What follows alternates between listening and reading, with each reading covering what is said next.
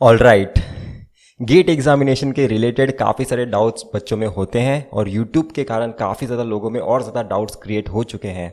तो ये वीडियो आपको काफ़ी सारे पॉइंट्स के रेस्पेक्ट में क्लैरिफिकेशन देगा, तो इस वीडियो को बहुत ही ज़्यादा ध्यान से सुनना। सबसे पहला पॉइंट, गेट 2021 सेट हो रहा है आईआईटी बॉम्बे की तरफ से, तो मैं सिर्फ और सिर्फ आईआईटी बॉम्बे के क्वेश्चन पेपर की एनालिसिस करूंगा। प्रीवियस ईयर की बुक उठाऊंगा और सोचूंगा जो भी आईआईटी बॉम्बे ने क्वेश्चन पेपर अभी तक सेट किए थे उन्हीं क्वेश्चन को अगर मैं वापस से बहुत ही ज़्यादा अच्छे से एनालाइज करूंगा, वैसे टाइप के क्वेश्चन इस साल भी आएंगे। पर मैं आपको बताना चाहता हूँ, आईआईटी बॉम्बे कर रहा है ऑर्गेनाइज इवेंट।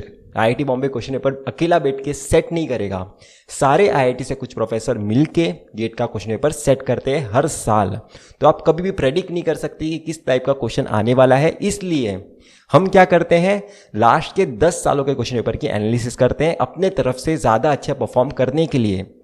ये आपके हाथ में है, ये सोच के कि उस कमेटी में से कुछ मेंबर्स होंगे जो इस साल भी गेट के पेपर में इन्वॉल्व होंगे, तो उनके कुछ फेवरेट टॉपिक्स होंगे जो इस साल भी रिपीट होंगे। तो आपका लास्ट के 10 साल को एनालाइज करना काफ़ी ज़्यादा नेसेसरी है। सिर्फ आईआईटी बॉम्बे आपका गेट का क्वेश्चन पेपर कभी भी सेट नहीं करेगा, या फिर कोई भी पर्टिकुलर एक आईआईटी ऑर्गेनाइज कर सकता है इवेंट, पर एक आईआईटी मिलके एक क्वेश्चन पेपर नहीं सेट कर सकता, क्योंकि सारे आईआईटी से मिलके गेट एग्जामिनेशन को बनाया गया था। तो ये आपको पता होना काफ़ी ज़्यादा नेसेसरी है। अब बात करते हैं सेकेंड इंपॉर्टेंट पॉइंट की तरफ। सेकेंड इंपॉर्टेंट पॉइंट है मेरा कि कितना आपको रैंक लाना चाहिए, तो उसके बेसिस पे आपको कितनी प्रिपरेशन करनी चाहिए। काफ़ी लोग मुझे इंस्टाग्राम पे पूछते हैं कि मुझे अंडर 500 आना है, तो मुझे गेट की प्रिपरेशन किस लेवल पे मुझे करनी चाहिए। मुझे अंडर 100 आना है, तो मैं जितना पढ़ रहा हूँ वो इनाफ है कि नहीं। पर मैं आपको बताना चाहता हूँ, ये कंपटीशन है बाकी लोगों से ज़्यादा बेटर परफॉर्म करने का। तो आपको कितना रैंक आएगा वो डिपेंड करता है कि बाकियों ने कितना प्रिपरेशन किया होगा और एग्ज़ाम के डे में बाकी लोगों ने आपसे बेहतर कितना परफॉर्म किया होगा।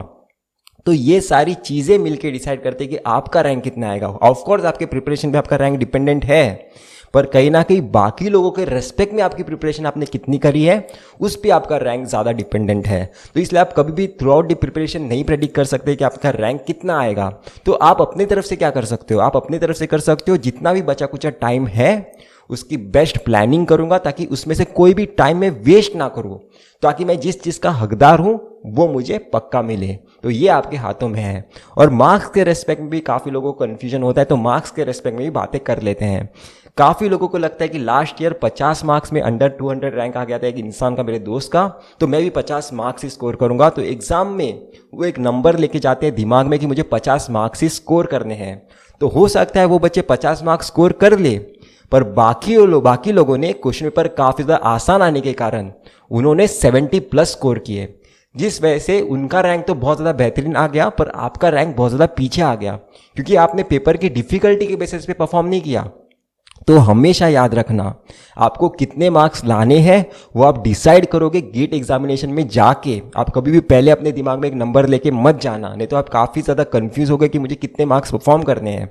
हो सकता है लास्ट ईयर पेपर बहुत ज़्यादा ईजी आ गया था, तो आपने दिमाग में सोच लिया कि मुझे 70 मार्क्स ही लाने हैं, मुझे 70 मार्क्स ही स्कोर करने हैं, पर पेपर काफ़ी ज़्यादा डिफिकल्ट आ गया इस साल, तो कोई भी 70 नहीं स्कोर करने वाला था। पर आप ऐसी बिन वजह गेट एग्जामिनेशन में डीमोटिवेट हो रहे थे, ये सोच के कि मेरे 70 मार्क्स क्यों नहीं आएंगे, मेरे 70 मार्क्स क्यों नहीं आएंगे, और आपके जो क्वेश्चंस बन भी सकते थे वो भी आप रॉन्ग करके आओगे इस चक्कर में। इसलिए हमेशा अपने दिमाग में कोई नंबर लेके नहीं जाना होता है।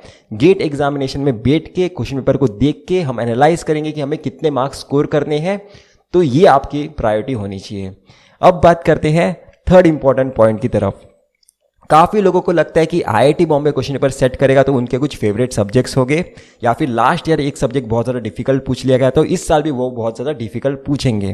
पर ऐसा कोई कंपल्शन है नहीं, क्योंकि लास्ट ईयर हो सकता है एक सब्जेक्ट बहुत ज़्यादा आसान आ गया था, वो इस साल बहुत ज़्यादा डिफिकल्ट आ जाएगा। जो लास्ट ईयर बहुत ज़्यादा डिफिकल्ट आ गया था वो इस साल बहुत ज़्यादा आसान आ जाएगा। तो ये आपको पता होना ज़रूरी है कि गेट एग्जामिनेशन में हमेशा ये अनसर्टेनिटी इन्वॉल्व होती है, ताकि वो मेक श्योर करना चाहते हैं कि कोई भी बच्चा या फिर कोई भी क्लासेस प्रेडिक्ट ना कर सके कि गेट में कौन सा सब्जेक्ट आसान आएगा, कौन सा सब्जेक्ट डिफिकल्ट आएगा। वेटेज कहीं ना कहीं सेम ही होता है, पर कौन सा सब्जेक्ट आसान आएगा वो कभी भी आप प्रेडिक्ट नहीं कर सकते। वो इसलिए नहीं कर सकते क्योंकि वो मेक श्योर करना चाहते हैं कि वो जो लोग प्रेशर हैंडल नहीं कर सकते ना, उन्हें फिल्टर आउट कर दिया जाए कंपटीशन से। तो इसलिए हर इंसान आपको कहता है कि आपको अपने तरफ से हर सब्जेक्ट प्रिपेयर करने चाहिए, ताकि कोई भी सब्जेक्ट आसान आ जाए तो वो आपसे छूटने नहीं चाहिए। तो ये 3 चीज़ें हैं जो आपके हाथों में होती है, और इन 3 चीज़ों के बारे में आपको इन्फॉर्मेशन होना काफ़ी ज़्यादा ज़रूरी है। तो मैं होप कर रहा हूँ आपको मेरा वीडियो पसंद आया होगा। तो इतना ही था इस वीडियो में, हम फिर मिलेंगे किसी वीडियो के साथ। Till then